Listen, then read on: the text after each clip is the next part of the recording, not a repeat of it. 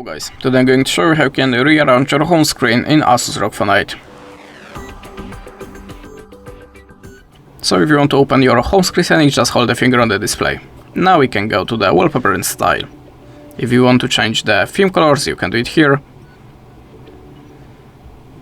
If you want to change your clock color or just the wallpaper, click on this button. And now just tap on the apply. The themes works exactly same like in the wallpaper, so I think we can skip it. In the next step, widgets. If you want to add any, tap on it and choose the widget from the list. Now just hold the finger and choose the place on the home screen for it. You can also change the size of it by swiping the edge of the square.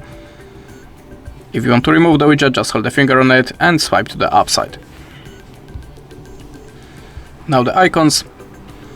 There we have an icon style. You can also select the color for it of the name of app. You can also adjust the icon size and hide or show the app names. After that, just click on the apply to save it. The next step, let's open the preferences. There we can open the home screen settings. And as you can see, there we have a app icon badge. If you want to hide or show the icon notification that's on the home screen, you can do it here.